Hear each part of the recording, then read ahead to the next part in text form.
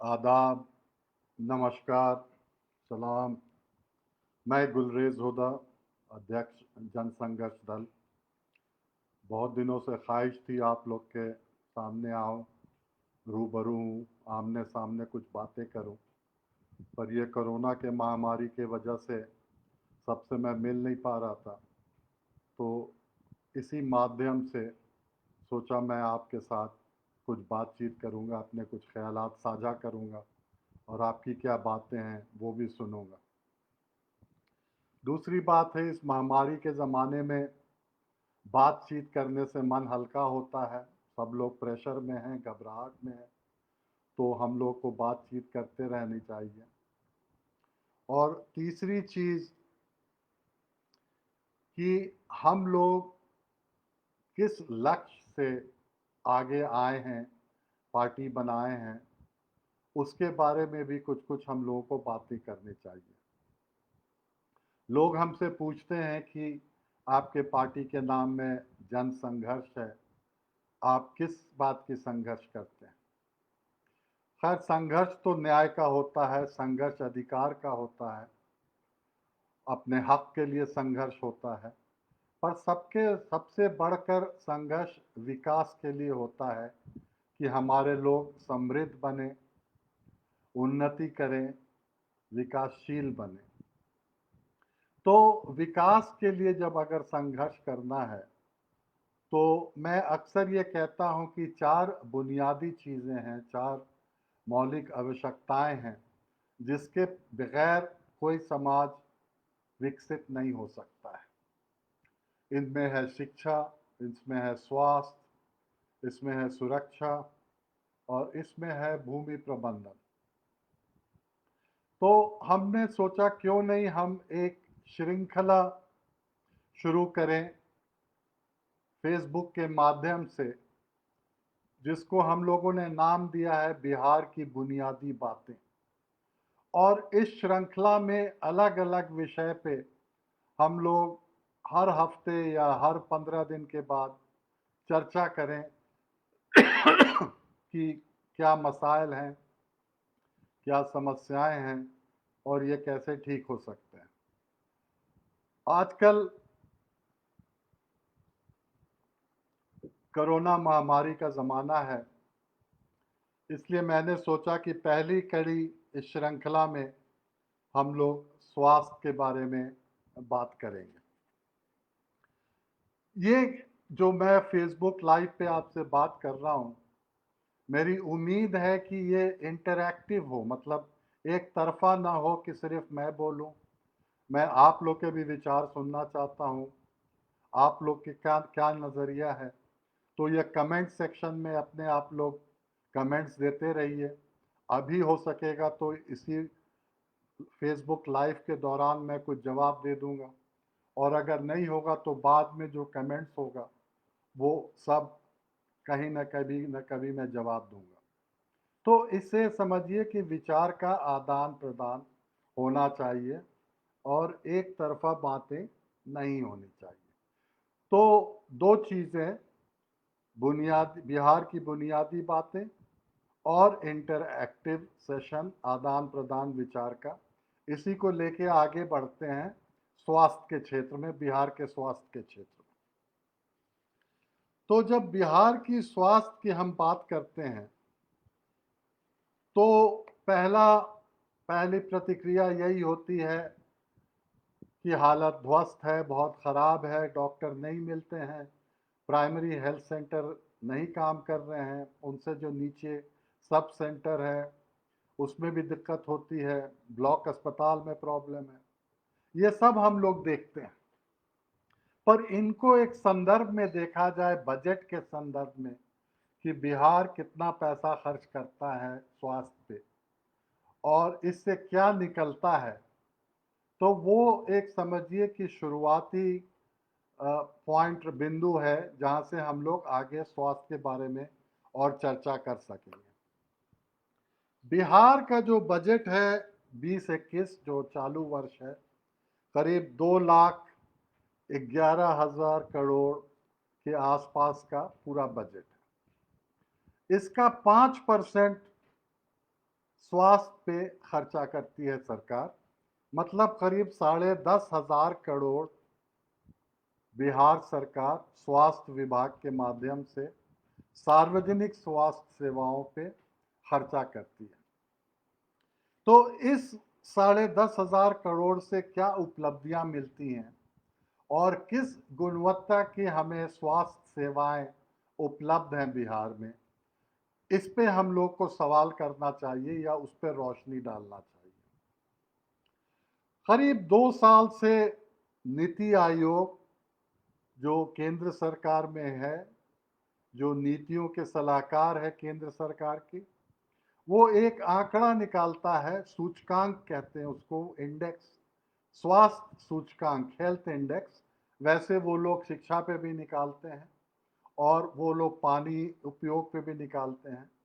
पर शिक्षा का जो अगर सूचकांक देखिएगा तो उन लोग 3 मापदंडों पे सब बड़े बड़े राज्यों की रैंकिंग करते हैं कि कौन अच्छा है, कौन 2 नंबर पे है, कौन 3 नंबर पे है और क्या किया जा सकता है। तो पहले ये 3 मापदंड क्या है जिसके आधार पे ये सूचकांक बनता है। पहला है कि आपके जो स्वास्थ्य क्षेत्र है उसकी उपलब्धियां क्या है, कितने सेहतमंद हैं लोग, बच्चे पैदा होते हैं तो कितने बचते हैं, गर्भवती मायों का क्या होता है, अस्पताल कहाँ है नहीं है। स्वास्थ्य सेवाओं की गुणवत्ता, स्वास्थ्य क्षेत्र में उपलब्धियां एक मापदंड है। दूसरा मापदंड है कि स्वास्थ्य क्षेत्र में प्रशासन की गुणवत्ता क्या है, जहाँ पर लोग चाहिए वहाँ लोग रहते हैं कि नहीं, काम से आते हैं कि नहीं, अपनी ड्यूटी करते हैं कि नहीं करते हैं, और ये सूचनाएं, सारी सूचनाएं जनता को मिलती हैं या नहीं मिलती हैं, या जो भी सरकारी कर्मचारी है जो मॉनिटर करता है, जो देखता है, जो नियंत्रण करता है, वो उसको सही वक्त में सूचना मिलती है कि नहीं कि ये शासन, स्वास्थ्य क्षेत्र का शासन ठीक तरह से हो रहा है कि।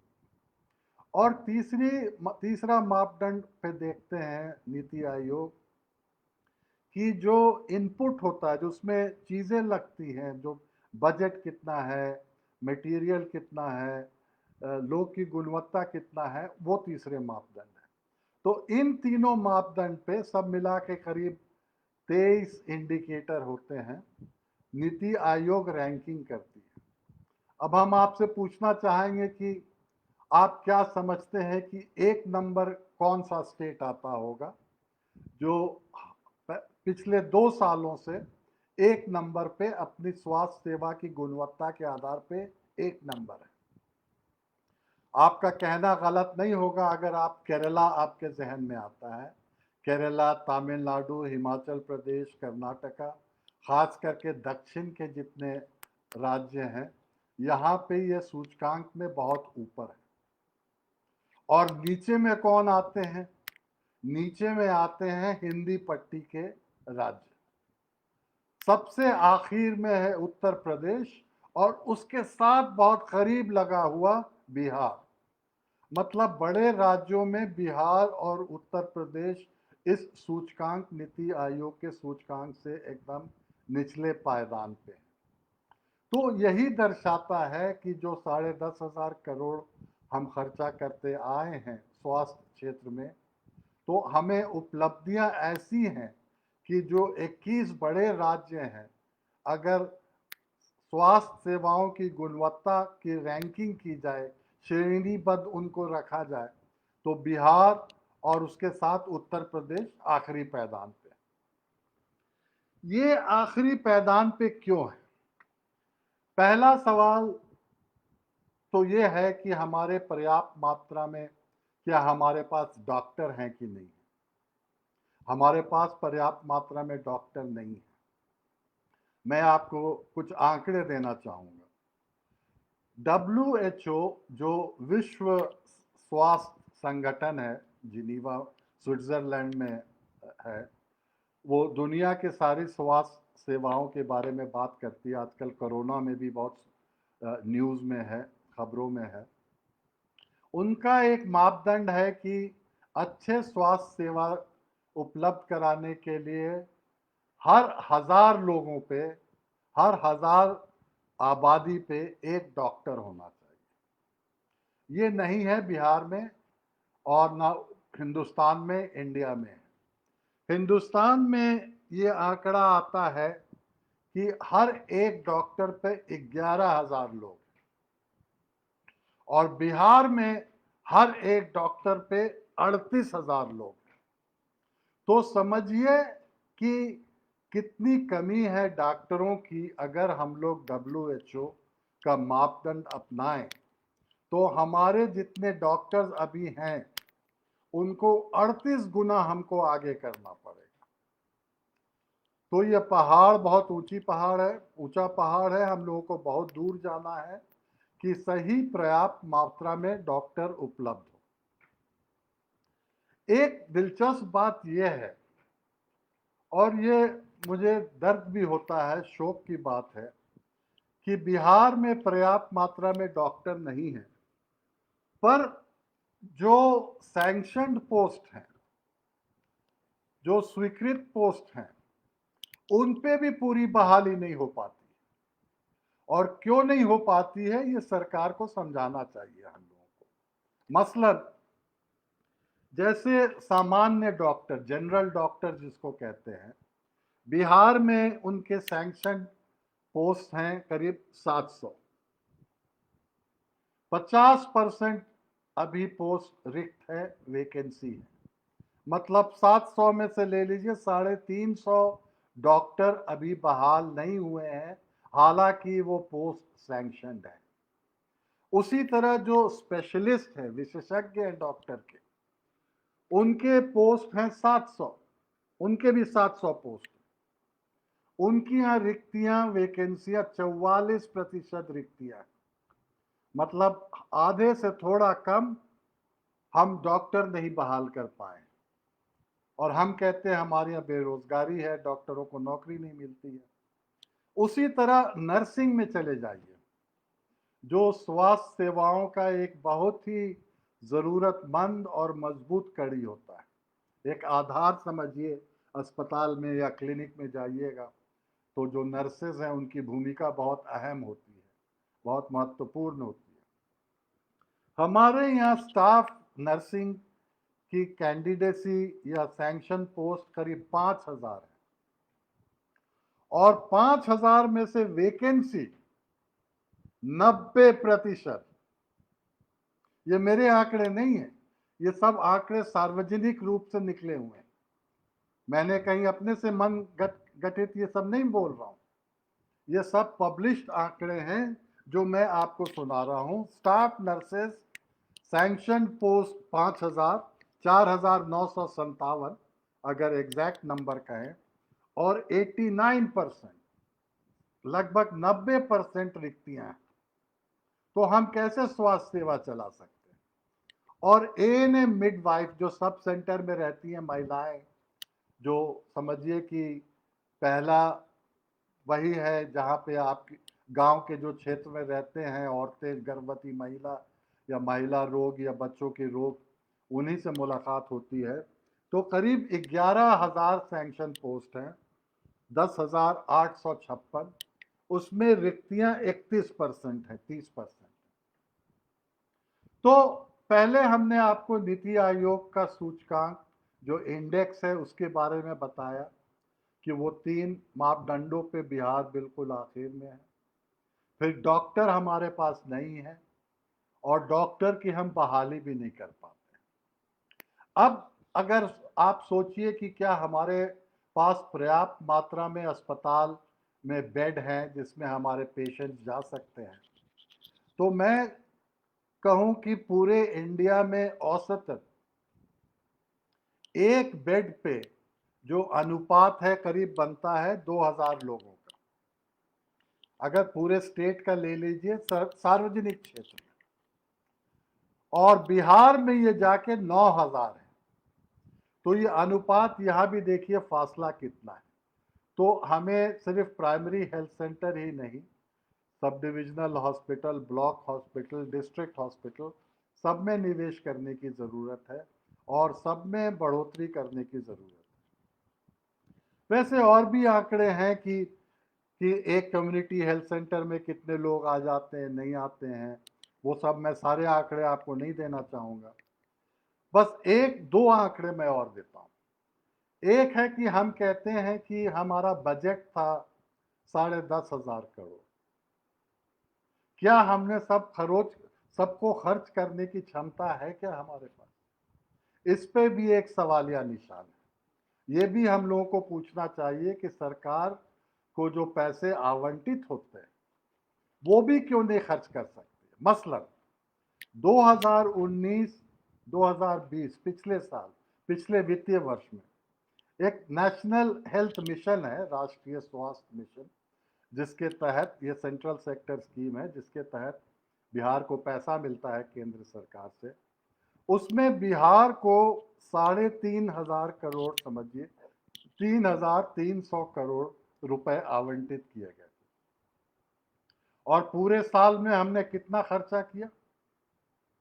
50% पैसा लौट गया, वो खर्चा नहीं हुआ। यह भी सार्वजनिक आंकड़ा है।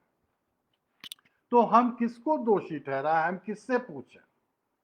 हमें सवाल यही करना होना चाहिए कि भाई जो हमारे तंत्र है, जो प्रबंधन है स्वास्थ्य क्षेत्र का, उसको कैसे हम लोग और सटीक बना सकें और सशक्त बना सकें और मजबूत बना सकें कि वक्त पे हम लोग डॉक्टर और नर्सेस की बहाली कर पाए, जो हमारे पास पैसा आवंटित है उसको हम खर्च कर पाए।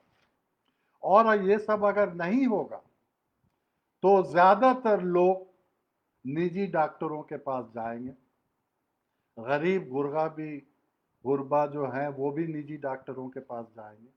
आप लोग सब जानते हैं कि जब कोई स्वास्थ्य की इमरजेंसी आती है, कब कोई स्थिति ऐसी होती है, तो लोग किसी तरह पैसा इकट्ठा करते हैं, ज़मीन बेचते हैं, रिश्तेदारों से ऋण लेते हैं और निजी क्षेत्र में जाके अपने उपचार कराने के लिए बाध्य होते हैं। ये भी सर्वे से पता चलता है कि बिहार में 80% जो स्वास्थ्य में खर्चा होता है पूरे स्टेट में, उसमें 80 पर जो पूरा टोटल कुल जो पैसा खर्चा होता है उसका 80% लोग अपने स्रोत से, अपने पॉकेट से खर्चा करते हैं और सिर्फ 20% खर्चा जो है वो सरकारी स्वास्थ्य सेवाएं के माध्यम से मिलता है। माफ कीजिए। तो अगर ऐसी अवस्था है कि हमको 80% पैसा अपने से खर्चा करना पड़े स्वास्थ्य के लिए, तो ये तो बहुत चिंताजनक अवस्था है और इसको सही करना, ठीक करना, और अगर हम मानते हैं कि सार्वजनिक स्वास्थ्य सेवाएं एक बुनियादी आवश्यकता है तो इसको शीघ्र से शीघ्र ठीक करना पड़ेगा। आजकल कोरोना का महामारी चल रहा है, इसलिए हम चाहते हैं कि कोरोना के बारे में भी कुछ बातचीत हो। तो मैं ज़रा कोरोना के तरफ जा रहा हूं और हम लोग देखें कि कोरोना में किस स्थिति में आके बिहार आके फंसी हुई। यह सारे सार्वजनिक आंकड़े मैं दे रहा हूं। आज के रिपोर्ट के अनुसार बिहार राज्य में करीब 33,000 लोगों को पॉजिटिव कोरोना का पाया गया और इसमें लोग कहते हैं कि इन 33,000 में 90% लोग पिछले 10-15 दिन में कोरोना पॉजिटिव मिले। तो ये तो बहुत ही चिंताजनक चीज है कि एक बैक कोरोना फैलने लगा है और हम लोग के पास अब 33,000 पॉजिटिव केसेस। एक आंकड़ा होता है पॉजिटिविटी रेट। इसका मतलब होता है कि जिन लोगों का टेस्ट होता है उसमें कितने प्रतिशत लोग अमूमन पॉजिटिव पाए जाते हैं, जिनको ये संक्रमण है। बिहार का अभी तक का आंकड़ा है कि हमारा पॉजिटिविटी रेट करीब 7.2%, 7.5% का मतलब है। और इस पॉजिटिविटी रेट और जो रेट हमारे टेस्टिंग का है, इसको अगर दोनों को जोड़ दीजिए तो जितने हमारे पास कोरोना के पॉजिटिव पेशेंट्स आ रहे हैं, हर 11 दिन में ये दुगुना होते हैं। ये अरिथमेटिक है, मैथमेटिक्स है, हिसाब है, गणित है। रेट डालिएगा आपको नंबर निकलेगा।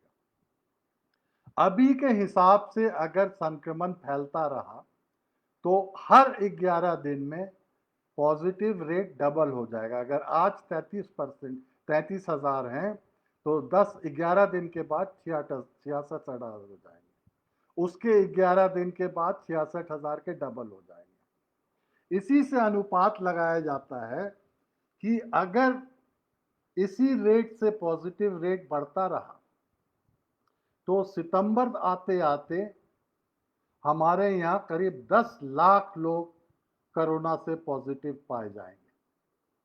और सितंबर में इसलिए कह रहा हूं कि इलेक्शन का भी मौसम आ रहा है, और अगर नोटिफिकेशन होगा इलेक्शन के लिए तो वो समझिए कि 9, 10, 11 सितंबर के आसपास इन लोगों को करना होगा, अगर ये इलेक्शन अक्टूबर नवंबर में कराएंगे। तो इससे सवाल उठता है कि इस हालात में इलेक्शंस कैसे होंगे, पर उसको हम अभी अलग रख देते हैं। ऐसा क्यों बढ़ रहा है? दो वजह है इसकी। पहला यह है कि हमारे यहाँ टेस्टिंग बहुत कम हो रही है, और टेस्टिंग और संक्रमण फैलने से क्या कनेक्शन है? अगर हम टेस्टिंग बढ़ा देते हैं तो जो संक्रमित हैं उनको हम पहले उनकी पहचान हो जाएगी। अगर वो पहले पहचान हो जाएगी तो उनको हम आइसोलेशन या उपचार, या जिसको कहते हैं बिना लक्षण एसिम्प्टोटिक पेशेंट जो हैं, बिना लक्षण के संक्रमित पेशेंट हैं, उनको हम होम क्वारंटाइन या अलग क्वारंटाइन किसी जगह हम प्राइवेटली रख सकते हैं। अगर टेस्टिंग नहीं कीजिएगा तो आपको पता नहीं चलेगा कि कौन कौन संक्रमित है बिना लक्षण के, तो उससे संक्रमण फैलता रहता है। इसलिए हम लोग को टेस्टिंग बढ़ाने की बहुत जरूरत है। अब देखिए, हमारे यहाँ जो टेस्टिंग होती है उसका आंकड़ा है कि प्रति 10 लाख आबादी पे 3,500 टेस्ट हो रहे हैं। ये देश का सबसे नीचा, सबसे मिनिमम न्यूनतम नंबर है। किसी राज्य में इतना कम टेस्टिंग नहीं हो रहा है। हमारे यहाँ सिर्फ 3,423 टेस्ट प्रति 10 लाख पॉपुलेशन पे हो रहा है। एक, अगर टोटल डेली टेस्ट देख लें तो करीबन 10,000 टोटल टेस्ट होता है। पर इसमें एक चीज आप लोग समझिएगा कि टेस्ट दो किस्म का होता है। एक जिसको कहते हैं एंटीजन टेस्ट, वो समझिए कि फास्ट है, तेज टेस्ट है, पर उससे पूरे तरीके से प्रमाणित नहीं होता आदमी की संक्रमण है कि नहीं।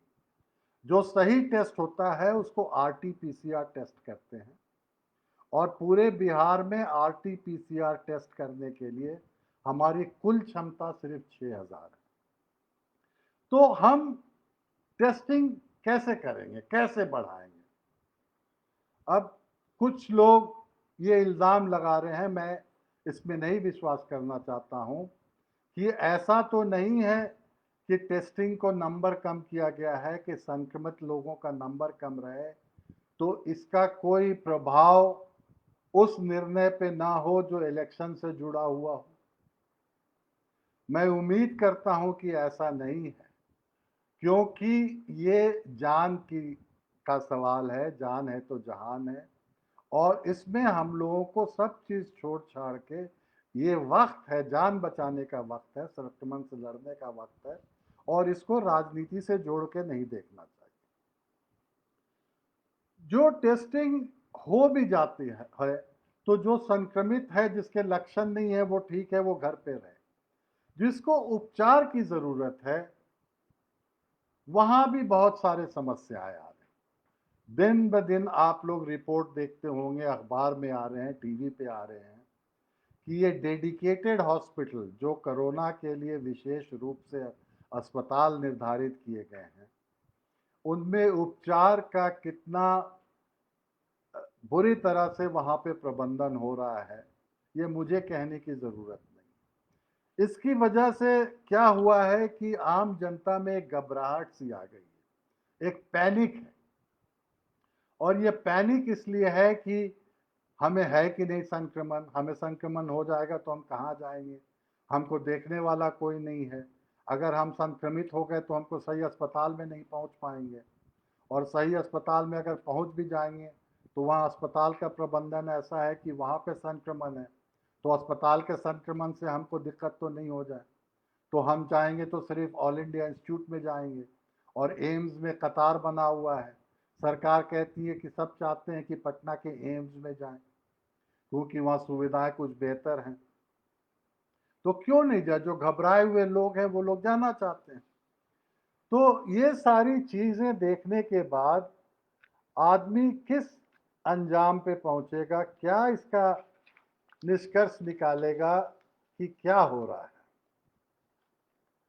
मुझे तो लगता है कि सरकार बिल्कुल अक्षम, एक बिल्कुल समझिए कि सरेंडर कर दिया है कि हमसे नहीं होगा, कोई कहेगा नहीं। ये सारी चीजें निकल के आई हैं। अभी केंद्र सरकार से 3 सदस्यीय दल एक आया था और इन लोगों ने आकलन करके एक बहुत बड़ा रिपोर्ट दिया। तो इस घबराहट और इस संकट से जूझने के लिए, और हम मान के चल रहे हैं कि हमारी स्वास्थ्य व्यवस्था कोरोना से पहले भी लचर हालत में थी, कमजोर हालत में थी, डॉक्टर नहीं थे, अस्पताल नहीं थे, उस पर से अब दबाव है कोरोना का, तो हम इससे कैसे जूझे, कैसे लड़े? मेरा मानना है कि पहला कदम होना चाहिए कि हम माने कि हम दिक्कत में हैं, कि यह कठिन समय है और सरकार को मदद चाहिए, और जहां जहां से मदद ले सकते हैं वो लोग लें, केंद्र सरकार से हो या और कहीं से। पर उससे भी ज्यादा जरूरत है, एक समझिए कि संचार, कम्युनिकेशन बना रहे। जो हमारे राजनीतिक नेतृत्व है, जो हमारे मुख्यमंत्री जी हैं, जो स्वास्थ्य मंत्री जी, वो आए टेलीविजन पे, वो आए प्रेस कॉन्फ्रेंस पे, वे जनता से बात करें, हम किस स्थिति में हैं, हम किधर जा रहे हैं, हम लोगों की मदद के लिए क्या कर रहे हैं। क्योंकि ये जो पैनिक हो गया है, एक जो जनता में घबराहट है, इसको शांत करने के लिए, इसको सही तरीके से इससे जूझने के लिए संचार और नेतृत्व का कम्युनिकेशन बहुत ज़रूरी होता है। और पता नहीं, आप लोगों ने शायद कोई प्रेस कॉन्फ्रेंस देखा होगा जिसमें हमारे राजनीतिक नेतृत्व आके उन्होंने समझाया हो, मैंने तो नहीं देखा है। और अफसरान करें या कर्मचारी करें, वो बात नहीं है। यह संकट इतनी गंभीर है कि जो पॉलिटिकल लीडरशिप है उसको आगे आना चाहिए और जनता से खुलेआम बात करना चाहिए कि हाँ, मेरे पास ये परेशानी है, ये दिक्कत है, हमारे पास ये नहीं है, ये नहीं है, यहाँ से ला रहे, वहाँ से ला रहे। तो अपनी जो समस्या है उसको स्वीकारना चाहिए, क्योंकि अगर आप उसको स्वीकारिएगा नहीं, एडमिट नहीं कीजिएगा, तो फिर उसको ठीक करने की आप कोशिश नहीं कीजिएगा। और सिर्फ ये एक दल या दो दल या इलेक्शन या राजनीति की बात नहीं है, ये 13 करोड़ बिहार वासियों के स्वास्थ्य और जान और जीवन की बात चीज है। तो इसमें संकोच नहीं होना चाहिए आके बात करने की। दूसरा है, टेस्टिंग बढ़ाना चाहिए। केंद्र सरकार को कहे कि हमारी क्षमता सीमित है, हमको बाहर से कुछ सामान लाइए, लोग भेजिए, आइए। दिल्ली में क्या हुआ, केंद्र सरकार घुस के केजरीवाल सरकार को मदद करने लगी, टेस्टिंग बढ़ा, फील्ड हॉस्पिटल्स बने। क्यों नहीं बिहार सरकार मांगती है मदद? पर पहले स्वीकारना पड़ेगा।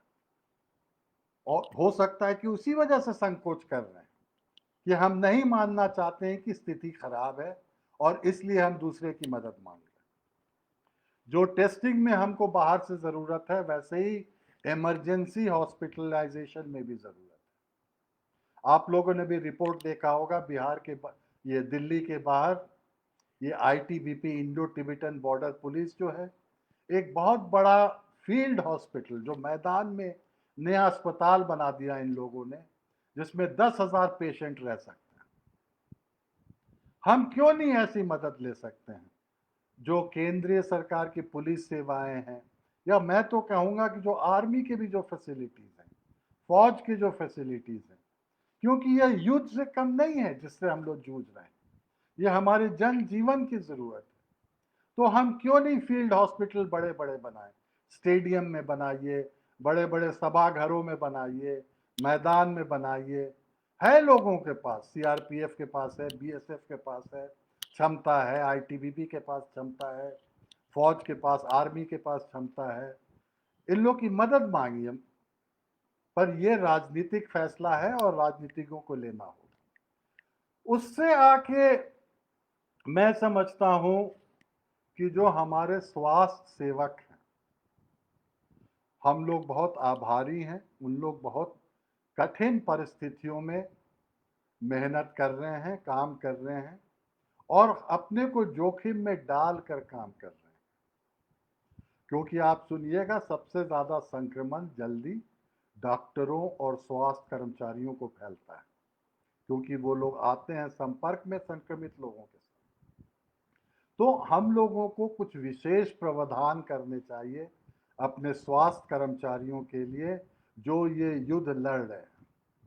पहला तो मैं कहूँगा, अंग्रेजी में कहते हैं उसको हैज़ार्ड पे, कि जोखिम इतना बड़ा है कि उन लोगों को कुछ अतिरिक्त वेतन देना चाहिए, अतिरिक्त पैसा देना चाहिए कि तुम इतनी जोखिम भरी काम कर रहे हो, इसके कॉम्पेंसेशन में पूरा तो मुआवजा नहीं है, पर तुम ऐसे जोखिम भरे परिस्थितियों में काम कर रहे हो, मैं तुम्हें और इतना ज़्यादा पैसा देता हूँ। वो कितना ज़्यादा है वो बात करने की बात है, वेतन डबल कीजिए या कुछ डबल कीजिए, पर उन लोगों का मुआवजा बढ़ाना बहुत ज़रूरी है, क्योंकि उनका अगर मनोबल टूट गया तो हमारी लड़ाई हम लड़ नहीं पाएंगे कोरोना से। आप ठीक है, बहुत लोगों को शिकायत है उन कर्मचारियों से, पर हम लोग को मान के चलना होगा कि ये लोग बहुत ही कठिन परिस्थितियों में काम कर रहे हैं। सरकार को उनकी शिकायतों को सुननी चाहिए। पीपी किट नहीं है, इन्फेक्शन है, संक्रमण है, ये नहीं है, सुनना चाहिए।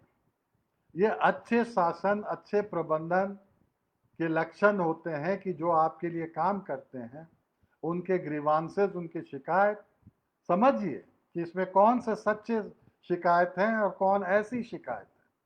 और जब युद्ध होता है तो शिकायत तो सुनना बहुत ही ज़रूरी होता है। तीसरी चीज़ हम कहेंगे कि जो भी इस युद्ध में सबसे आगे खड़ा है, जैसे स्वास्थ्य कर्मचारी हों, पर उसमें हम पुलिस महकमा के लोगों को भी कहूँगा जो बाहर निकल के काम कर रहे हैं, और दूसरे विभाग के, म्यूनसिपैलिटी के ये जो लोग हैं और हेल्थ वर्कर्स हैं, इन लोगों को उपचार में एक प्राथमिकता मिलनी चाहिए, क्योंकि ये सबसे ज़्यादा जोखिम में है। तो इन लोगों को एक प्राथमिकता देनी चाहिए, उसी से इन लोगों की हिम्मत बढ़ती है, इनका मनोबल सशक्त होता है, मजबूत होता है, ये लोग लड़ रहे हैं। और भी सारी डिटेल्स हैं, वो हम लोग विस्तार से कभी बात कर सकते हैं। जैसे इंश्योरेंस है आजकल डॉक्टर हेल्थ स्वास्थ्य सेवाओं के लिए एक लाइफ इंश्योरेंस, विशेष लाइफ इंश्योरेंस 50 लाख का सरकार की तरफ से होता है। मेरा मानना है कि ये पुलिस वालों को भी देना चाहिए, या जो भी जिस विभाग के लोग इससे जुड़े हुए हैं उनको देना चाहिए। दूसरे विभागों का बजट बचा के इधर लाना चाहिए। ऐसी सारी चीज़ें, बहुत सारी चीज़ें। तो ये हमारे कुछ सोच थे कोरोना पे और स्वास्थ्य पे। और स्वास्थ्य का जो क्षेत्र है उसको तो हम लोग को ठीक करना ही होगा, और उसको कैसे ठीक करना होगा कुछ कुछ हमने निशान दिया है, कुछ कुछ रास्ते हमने हम लोगों ने उस पर बातें की हैं। पर जो अभी की लड़ाई है वो कोरोना की लड़ाई है, उसे हम लोग जीते। और मैं यही प्रार्थना करूँगा कि आप लोग जहाँ भी हों स्वस्थ रहिए, सेहतमंद रहिए, सुरक्षित रहिए। ये संकट की घड़ी है, ये राजनीति करने की घड़ी नहीं है। राजनीति से ऊपर उठ के हम लोगों को सबको इससे जूझना चाहिए। मैं क्यों नहीं यहीं पे रुक जाऊं, और अगर आप लोग के कुछ सवाल कुछ आए होंगे मैं देख रहा हूं, और अगर नहीं आए होंगे तो फिर आप लोग कमेंट सेक्शन में कुछ डालिएगा तो उसका हम लोग जवाब देंगे। बहुत बहुत शुक्रिया, बहुत बहुत धन्यवाद आप लोग को इस लाइव फेसबुक से जुड़ने के लिए। मैं बहुत आभारी हूँ, शुक्रिया।